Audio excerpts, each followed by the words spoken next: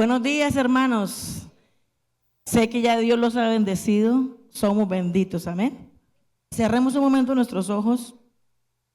Vamos a pedirle al Espíritu Santo que Él destape nuestros sentidos espirituales o agudice nuestros sentidos espirituales. Espíritu Santo, en esta mañana nos presentamos delante de tu presencia para pedirte con todo nuestro corazón que tú agudices nuestros sentidos espirituales, abre nuestros ojos espirituales para que podamos ver las maravillas de tu ley.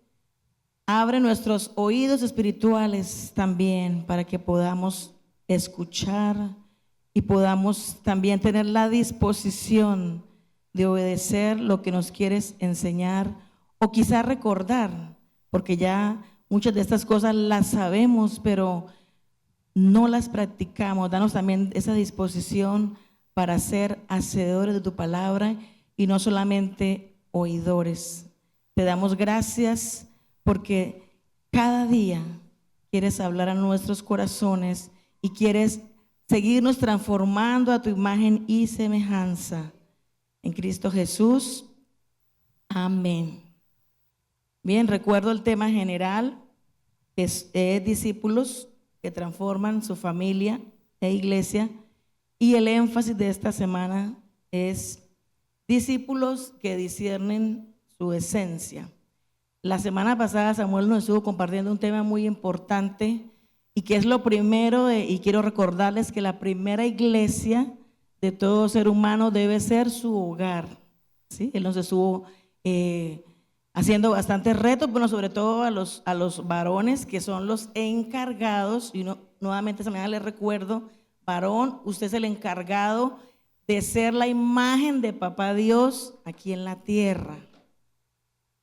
Entonces es una responsabilidad bastante grande que ustedes tienen, porque de acuerdo a la relación que usted tenga con sus hijos, eso mismo le va a facilitar o le va a dificultar a su hijo acercarse a Dios.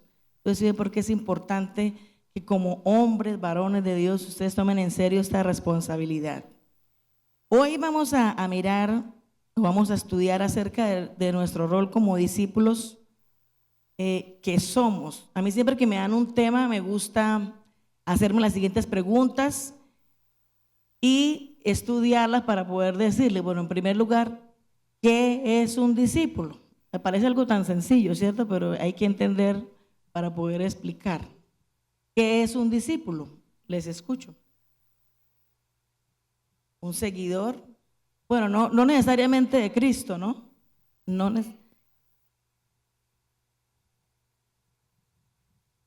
Ajá. Esta palabra discípulos, estudiaba yo que viene del latín discipulu y que quiere decir aprendiz o un alumno, alguien que aprende de un maestro. No necesariamente puede ser Cristo, porque usted y yo somos maestros. También tenemos una gran responsabilidad, porque precisamente el discípulo aprende de su maestro su estilo de vida, ¿sí? Y lo pone en práctica. Este discípulo adopta las enseñanzas y el estilo de vida que ve del maestro, porque muchas veces hablamos muy lindo, pero con nuestra boca decimos una cosa y con nuestras acciones otras totalmente diferentes. Y lo más importante es el ejemplo, porque eso es lo que nos da autoridad. Bueno, ya miramos esa palabra discípulo. Ahora, ¿qué significa discernir? ¿Quién quiere opinar? ¿Qué es discernir? Revelar. ¿Quién da más? Entender. Estudiar. ¿Quién quiere diferenciar? Sandra, bueno, está cerca de lo que yo estudié, sí. Discernir significa distinguir o identificar con claridad una cosa entre varias, especialmente cuando las diferencias no son fáciles de ver. Eso significa la palabra discernir. Saber distinguir o diferenciar con claridad una cosa entre varias, especialmente cuando esas diferencias no son fáciles de ver. Entonces, en general, es saber diferenciar lo bueno de lo malo, tener la capacidad de ver más allá de las apariencias. ¿Se acuerda de lo que Dios le dijo a Samuel? No mire lo que está delante de sus ojos, ¿sí? Porque en ese momento Samuel no estaba discerniendo, porque Dios mira el corazón, ¿sí? Tomar decisiones con sabiduría y criterio, reconocer, eso es muy importante, reconocer la voz en medio de tantas voces que a diario nos están hablando. Porque muchas personas también dicen, Dios me dijo, cuando realmente no están seguras que fue Dios quien les habló. O están en el engaño espiritual. Por eso es importante siempre, todos los días, pedirle al Espíritu Santo que agudice nuestros sentidos espirituales, que quite las vendas que tenemos en nuestra mente y que no nos dejan entender con claridad. Bueno, ya salimos de discípulos y de discernir. Ahora, ¿qué es esencia? Porque acuerda que el tema es discípulos que disciernen su esencia. ¿Qué es esencia? Lo que nos hace diferente de todos los demás. Algo único. El estado puro de algo. Ajá. La esencia es todo eso que ustedes han dicho. Por ejemplo, ¿cuál es la esencia de Dios? Santidad, amor, ¿sí? Dios no tiene amor, Él es amor. Él no tiene santidad, Él es santo. Entonces la esencia es lo más importante o fundamental de algo o de alguien. Es aquello que define su identidad, ¿sí? Por ejemplo, si Sonia dejara de hablar, esa no sería Sonia, ¿sí? Porque la esencia de ella es hablar. Eso es algo que la identifica como ella. Bueno, ya mirando esas tres cositas que era el tema, ahora vamos a mirar el versículo base que está en Primera de Timoteo, capítulo 3, versículo 15. Y vamos a leerlo todos juntos. Primera de Timoteo, capítulo 3,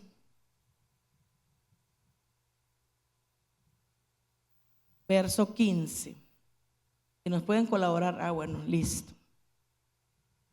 Aquí la tenemos en las pantallas, 1, 2 y 3. Para que si tardo, sepas cómo debes conducirte en la casa de Dios, que es la iglesia del Dios viviente. Este versículo que acabamos de leer está dentro de una carta.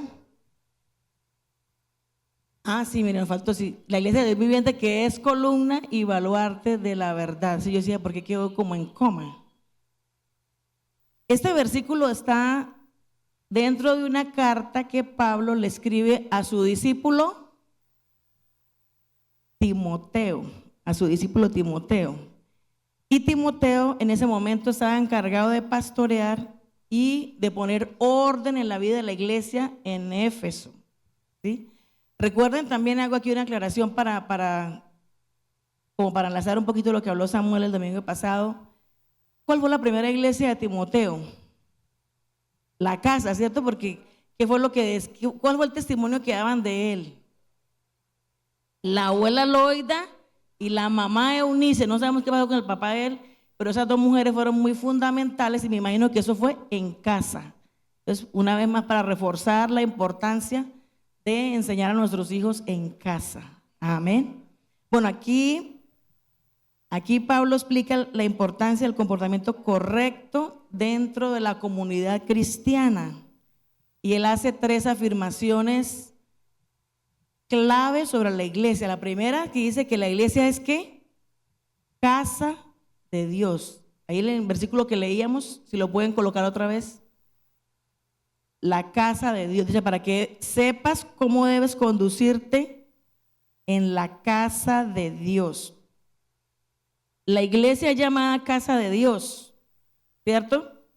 No como un edificio, ¿no? O sea, no es el templo lo que se llama iglesia, ni la casa de Dios, somos nosotros, porque dentro de usted y dentro de mí habita la presencia de Dios, Él vive ahí, o por lo menos eso debería ser así, ¿no? Asegurarnos de que Él viva ahí. También eso implica una relación íntima con Dios. Y también, como esta es la casa de Dios, acuérdense, estamos viendo de la familia y la iglesia, somos una familia. Y como familia de Dios debemos saber cómo comportarnos, cuál debe ser nuestro comportamiento, no solo dentro de estas cuatro paredes, sino nuestro comportamiento a nivel general, en el hogar de nuestro Padre Celestial, que nuestro Padre Celestial habita en nosotros. La segunda cosa que dice ahí es la iglesia del Dios viviente. ¿Qué quiere decir esto? Que nosotros pertenecemos a un Dios que es vivo y verdadero. Esta expresión implica que la presencia de Dios está activa. Amén. Está activa en medio de su pueblo. No somos una organización muerta, sino un cuerpo vivo, habitado por su Espíritu Santo. Y la tercera dice columna y baluarte de la verdad. Bueno, aquí Pablo usa dos metáforas arquitectónicas. La columna es algo que sostiene y eleva.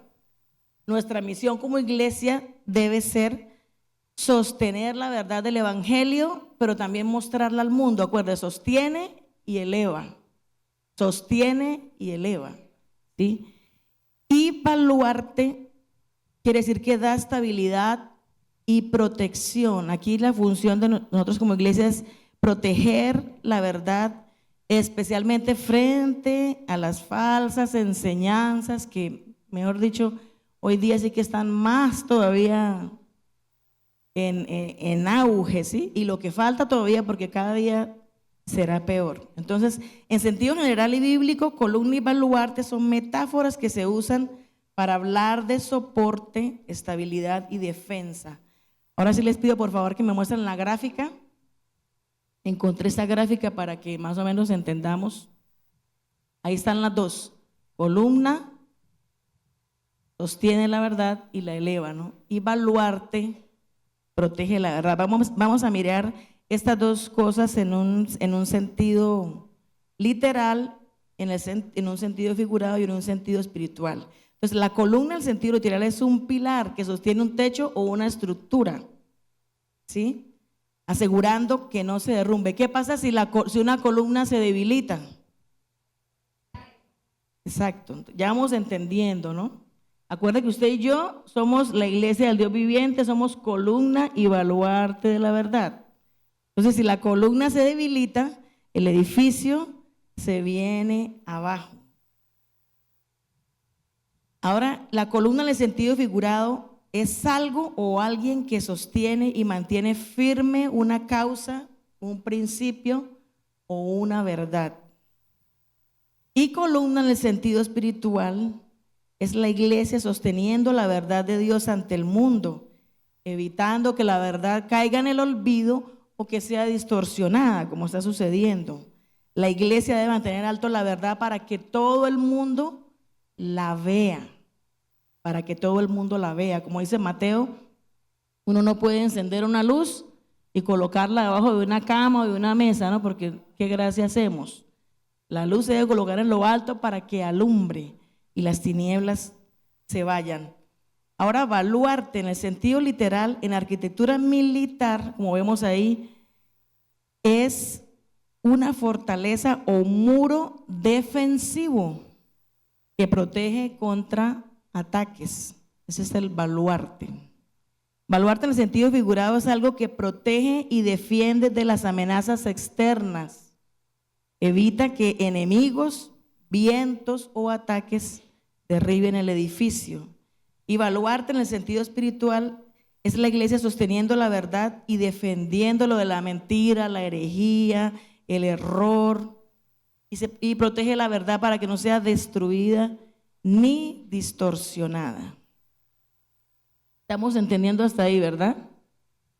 Ahora abramos nuestras Biblias. Encontré este versículo y es un versículo cortico, pero saqué muchas cosas de ahí, ¿sí? La pregunta del millón, acá.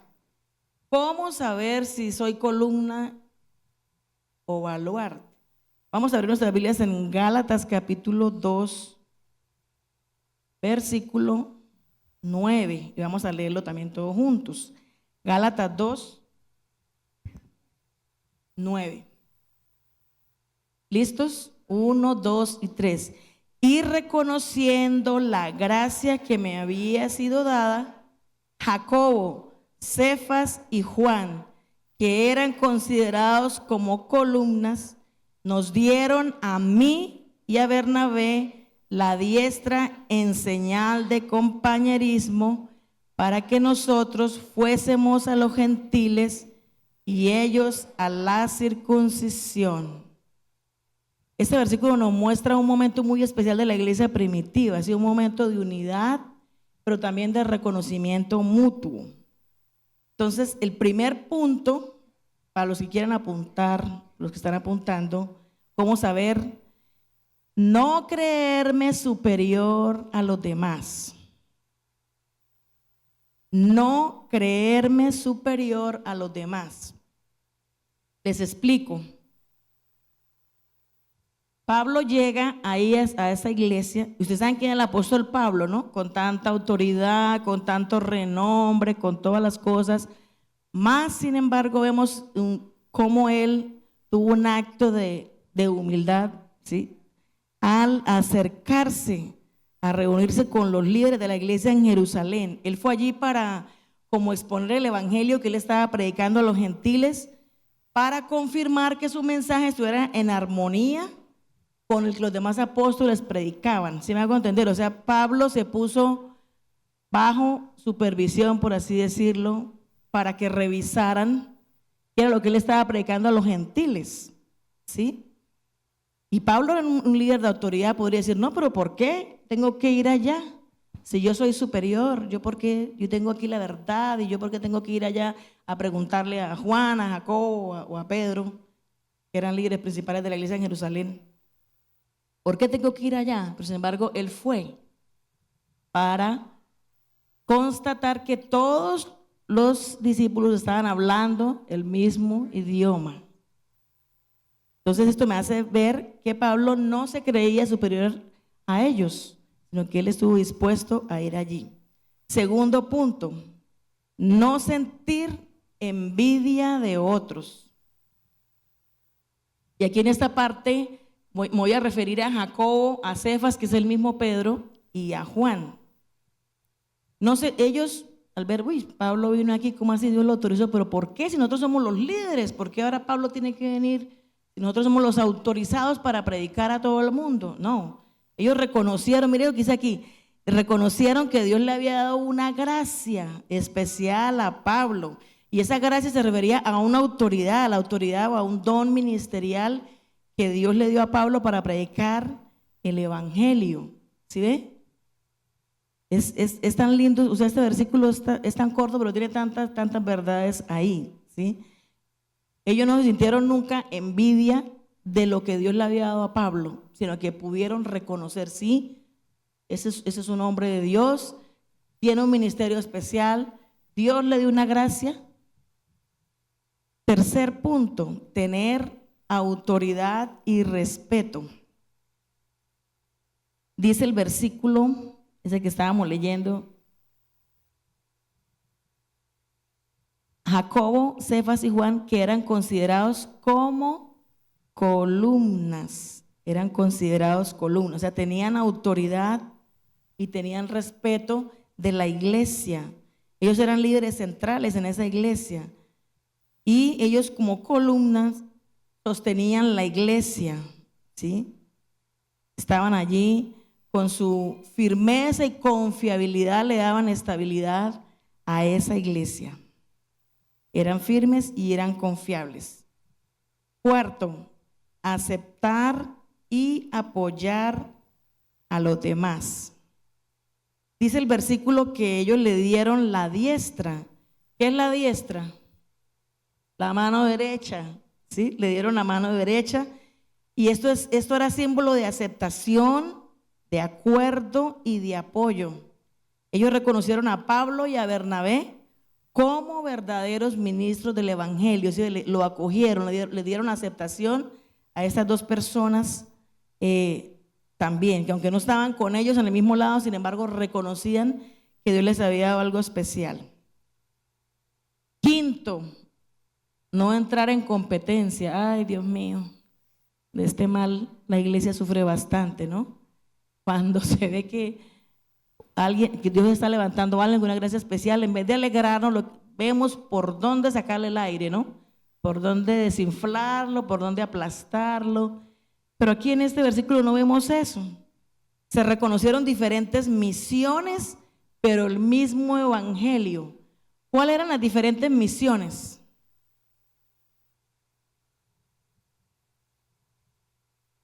Pablo y Bernabé predicando a los gentiles y los otros a los judíos. ¿Sí ve? Eran diferentes misiones, pero era el mismo evangelio.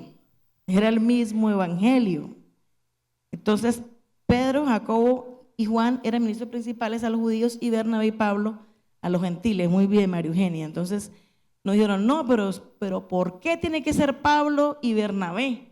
Si yo también quiero estar aquí, porque a veces también somos así, ¿no? Queremos estar aquí y estar allá, ¿no?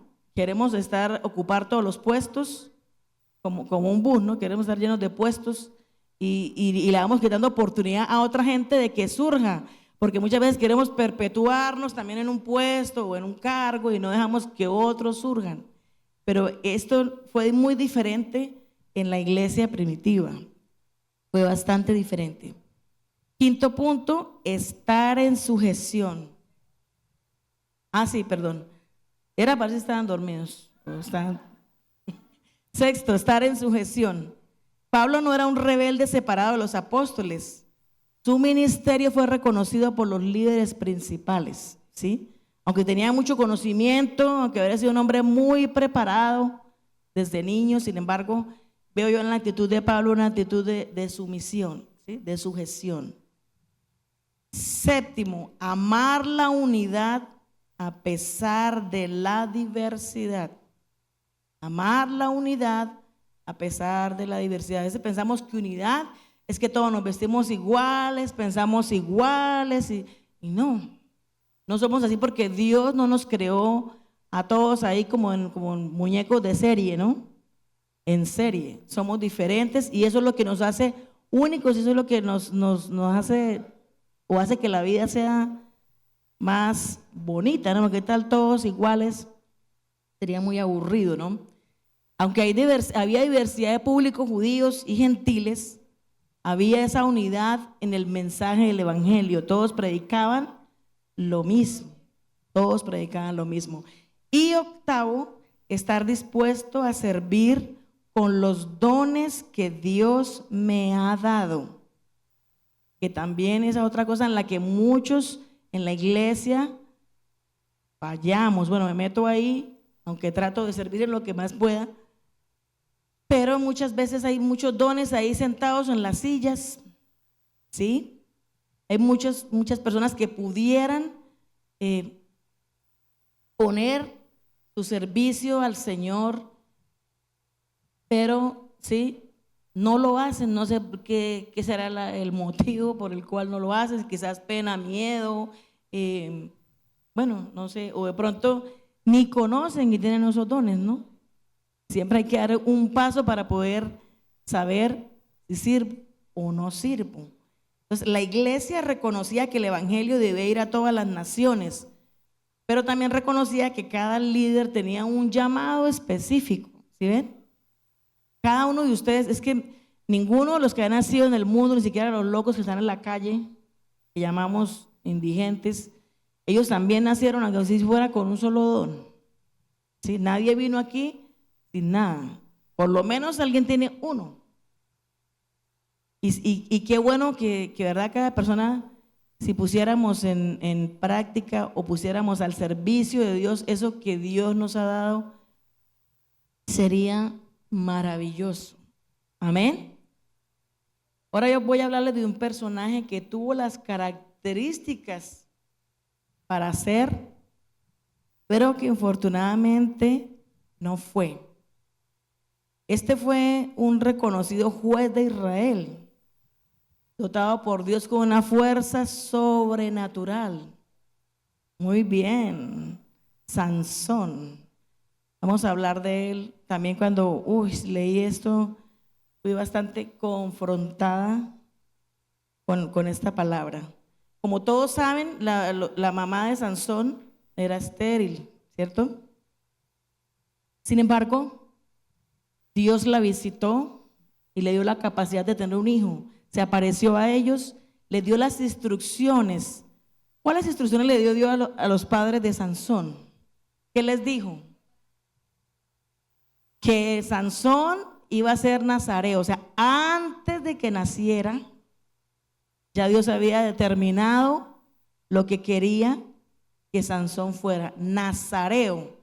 ¿Qué quiere decir nazareo? Tenía 3 restricciones. Primera de ellas, no cortarse el cabello. ¿Sí? Segunda, no beber vino ni bebidas fermentadas. Y tercero, no, ¿cómo que no? ¿Sí? No, era otro.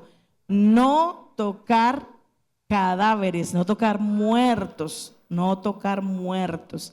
Esas eran las 3 restricciones principales de alguien que era un nazareo.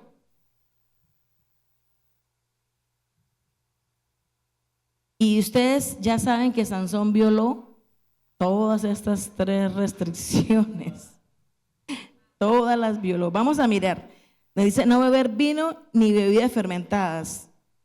Jueces 14:10. Alguien que lo encuentre lo puede leer. Jueces 14:10.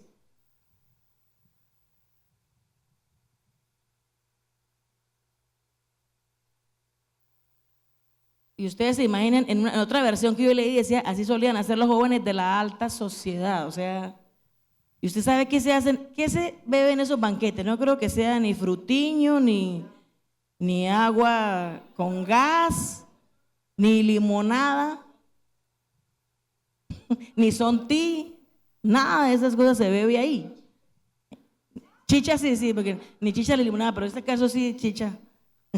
Era una bebida fermentada, entonces ya ahí violó esa. La otra de no tocar cadáveres, Jueces capítulo 14, ahí mismo versículo 8. Jueces 14:8.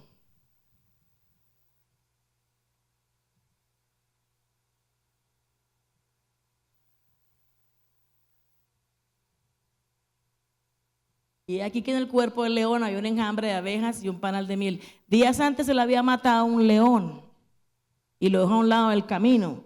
Cuando regresó, resulta que dentro del león, dentro de la boca del león, había panal de miel. Y él, o sea, los papás no sabían. Y él descendió, tomó la miel, comió él y le dio a los papás. Los papás ni siquiera sabían. Imagínense eso. Pues él no podía tocar cadáver.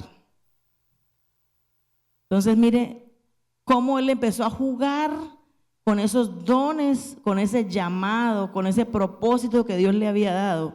Él empezó a jugar, a jugar, a jugar. Su propósito era comenzar a salvar a Israel de los filisteos, que eran los enemigos constantes del pueblo de Dios.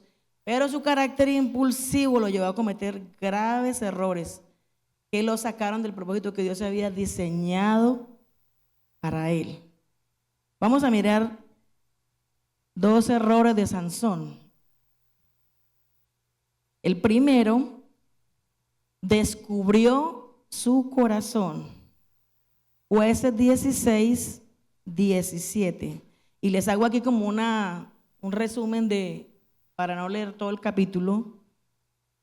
Resulta que él se consiguió su novia Dalila. Bueno, él tuvo un matrimonio fallido. Él se había casado, cuando lo del banquete era que se había casado con una muchacha, y después del acertijo de lo del león, él se puso bravo con la esposa y se fue y la dejó.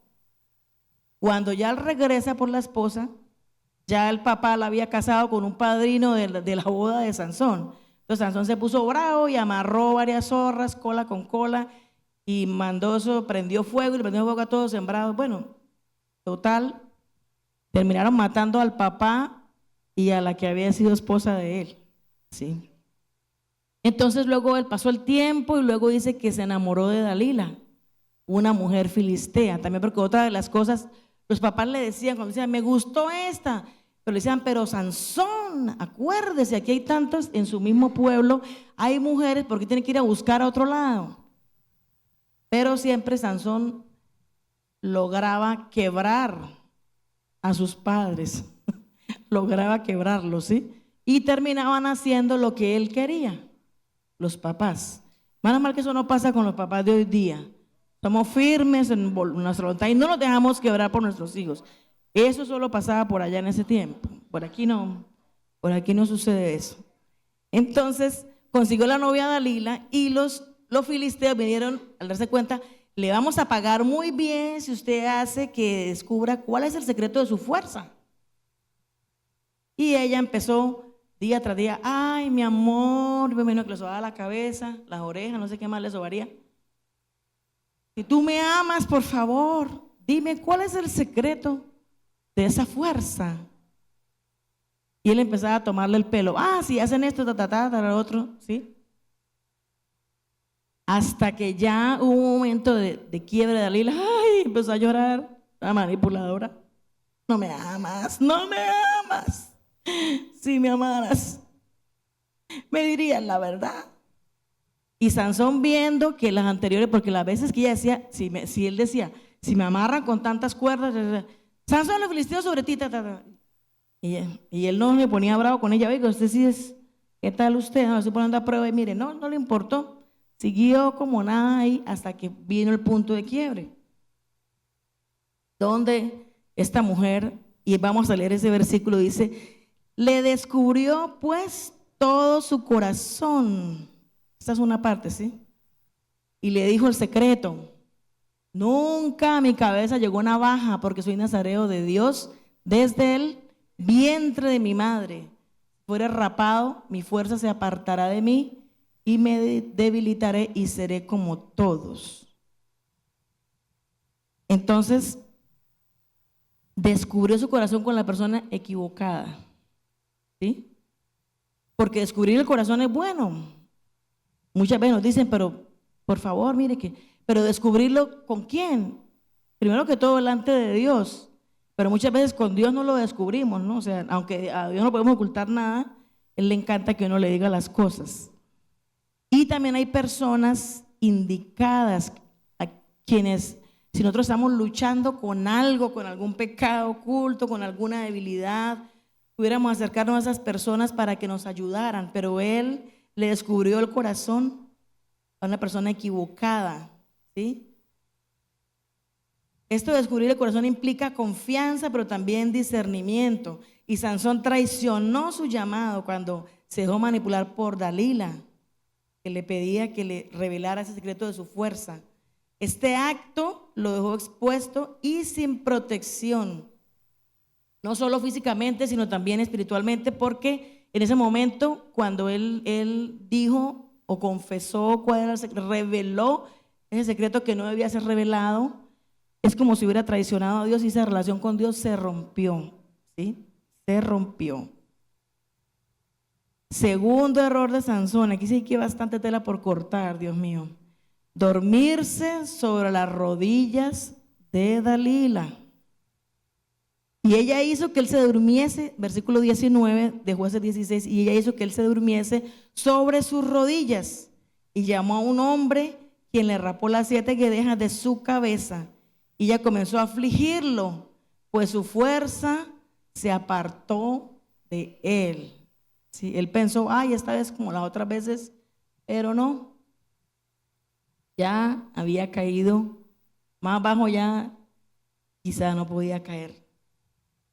Dormirse en las rodillas de Dalila representa más que un descanso físico. Escuchemos. Espiritualmente, esta escena es simbólica de la complacencia, la debilidad y la pérdida de vigilancia espiritual. Sansón sabía que Dalila lo había traicionado varias veces. Sin embargo, se acomodó en un lugar peligroso, ignorando las señales. Cualquier parecido con la realidad es mera coincidencia. Dormirse en las rodillas de Dalila representa o muestra como un pecado repetitivo adormece la conciencia hasta que ya no distinguimos el peligro. Hasta que ya no distinguimos o no discernimos, exactamente como es el título. Las rodillas de Dalila representan un lugar cómodo fuera de la voluntad de Dios. Y allí, sobre esas rodillas, perdió todo lo que Dios le había dado. Dormirse espiritualmente es dejar de orar, dejar de leer la palabra, dejar de luchar y dejar de oír la voz de Dios. Eso significa dormirse espiritualmente. Mientras Sansón dormía, le fue quitado lo que simbolizaba su consagración a Dios, que era el cabello, acuérdese. En el tiempo de antes, cuando veían a una persona con cabello largo que no fuera obviamente mujer, ¿no? Decían, ese es un nazareo, ¿sí? Ese es un nazareo. Espiritualmente representa que cuando dejamos de velar, podemos perder la unción, el propósito o fuego espiritual que Dios ha puesto en nosotros. Y mire qué pasó con él. Jueces capítulo 16, del 21 al 22, dice: mas los filisteos le echaron mano y le sacaron los ojos y le llevaron a Gaza y le ataron con cadenas para que moliese en la cárcel. Y el cabello de su cabeza comenzó a crecer después de que fue rapado. Me llamó la atención acá donde dice que lo llevaron a Gaza. Me puse a investigar. Bueno, Gaza era una de las 5 ciudades filisteas principales. Gaza a menudo representa un territorio enemigo, un lugar de conflicto espiritual para el pueblo de Dios.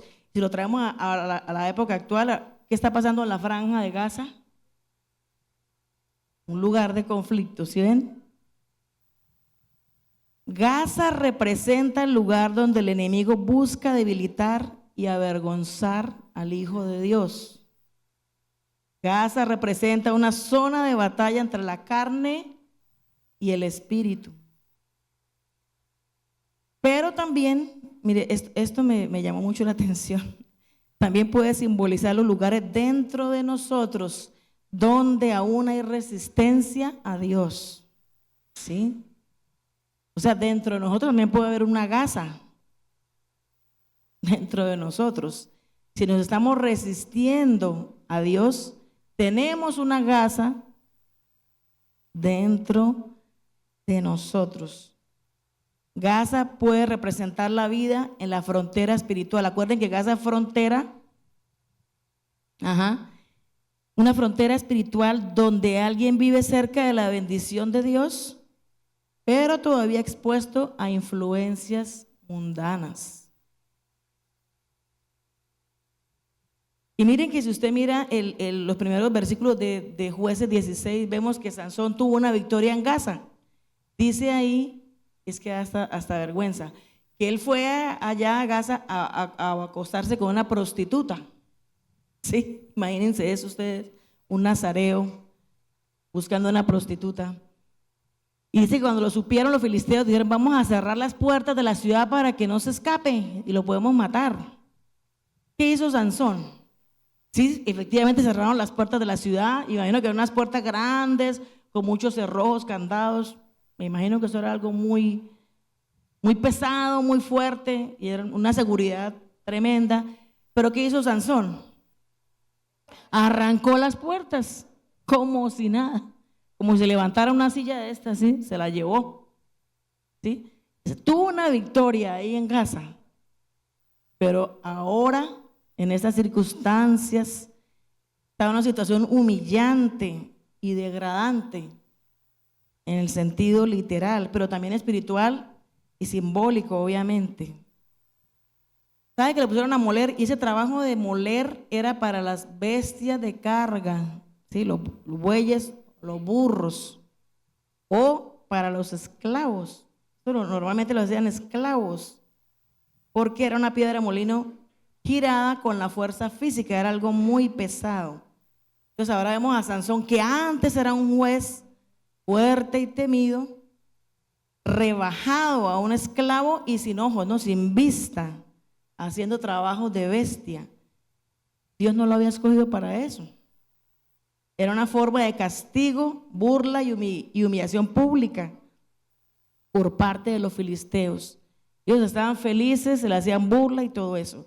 Y vamos a mirar el versículo 25 de ese mismo pasaje, que también es muy triste este versículo.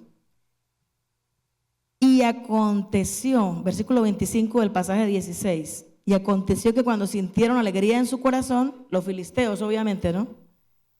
Dijeron, llamad a Sansón para que nos, en otras versiones dicen para que nos sirva de payaso, para que nos diviertan. Y llamaron a Sansón de la cárcel y sirvió de juguete delante de ellos y lo pusieron entre las columnas. Los filisteos no se dieron cuenta o no recordaron, bueno, con el paso del tiempo obviamente a Sansón le fue creciendo el cabello, lo que quiere decir que él recuperó su fuerza, ¿sí? A los filisteos se les olvidó ese pequeño detalle, porque si no se hubiera olvidado, continuamente estarían poniendo la maquinita, ¿no? La 1 para dejarlo calvo. Él recuperó esa fuerza, pero nunca pudo recuperar la visión, ¿sí? Le sacaron los ojos y los ojos no crecen ni vuelven a salir ya. Como dicen por ahí el dicho, ¿cómo es? Cuando después del ojo afuera no hay Santa Lucía que valga, creo que es así que dicen, ¿no? Que hay hueco adentro, dice acá la pastora. Entonces, aunque recuperó la fuerza, no tenía visión. O sea, no estaba completo como Dios lo había diseñado. Si ve, ya a causa del pecado ya había perdido una parte muy fundamental. Y por eso solo servía de entretención para sus enemigos, Sansón. Fuerza, pero no tenía visión. Pero no solo eso le pasa a Sansón, también nos pasa a nosotros como iglesia. Nosotros, al igual que Sansón, hemos sido llamados, consagrados para Dios, ¿sí? Samuel leía un versículo en Apocalipsis que fuimos escogidos como reyes y sacerdotes para reinar. O sea, ya el llamado lo tenemos. No es que, ¿será, Señor, que tú me llamaste? No, ya está ese llamado. Pero nosotros hacemos como Sansón, ¿no? Cometemos los errores, empezamos a jugar con lo que Dios nos ha dado y no valoramos el llamado que Dios nos hizo. Y la iglesia de hoy, aunque tiene fuerza, carece de visión, ¿sí? Fuerza tenemos, pero carece de visión. Y por eso los templos se han convertido en un lugar para entretener a los cristianos. Mientras el enemigo allá afuera hace de las suyas. Y nosotros aquí en los cuatro paredes entreteniendo, los líderes tratando de entretener a los cristianos. Porque iglesia con fuerza pero sin visión se convierte en una entretención. Repito, iglesia con fuerza pero sin visión se convierte en una entretención. Ya vamos concluyendo, le pido por favor a los músicos conclusión. Todos los cristianos tenemos diferentes llamados, pero formamos parte de un mismo cuerpo. Si tuviéramos esto claro, hermanos, evitaríamos casi que el 50% de los problemas de la iglesia. Todos tenemos diferentes llamados, pero formamos parte de un mismo cuerpo. Y como dice el apóstol Pablo, el ojo no le puede decir a la mano, no te necesito, o el pie no le puede decir a la cabeza, es inútil o algo. No, es un cuerpo que trabaja en unidad. Segunda conclusión, la verdadera autoridad espiritual viene de Dios, no de los hombres, pero, esto tiene un pero, ¿no? Debe ser reconocida y afirmada dentro de la comunidad, ¿sí? Así también se evitaría mucha gente rebelde, ¿no? Que no quiere someterse a la autoridad de la iglesia. La tercera conclusión, la unidad en la verdad es esencial para la expansión del evangelio. En la Biblia el corazón es el centro de la voluntad y la fe, así que compartirlo equivale a abrirse por completo, y eso con respecto a descubrir el corazón. ¿A quién le estamos descubriendo nuestro corazón? Otra conclusión: dormirse en las rodillas de Dalila representa un estado de relajación espiritual en el lugar del engaño, donde el enemigo nos debilita poco a poco hasta robarnos la fuerza, la visión y el llamado. Y la última conclusión: Dios nos está llamando a no vivir en la frontera de Gaza, ¿no? Sino a entrar plenamente en la voluntad de Dios. Ahora viene esta aplicación. El mundo en el cual vivimos necesita con urgencia que tú y yo seamos columnas y baluarte de la verdad. Y aquí viene otra pregunta que esta vale más del millón. ¿Estás dispuesto a hacerlo? ¿Estás dispuesto a hacer esa columna y ese baluarte de la verdad? ¿O quieres seguir como eres, sin pena ni gloria? Alguien que viene, se sienta, oye y no hace nada. Y no solamente somos columnas y baluarte de la verdad dentro de estas cuatro paredes, afuera es donde más nos necesitan. Afuera es donde más nos necesitan.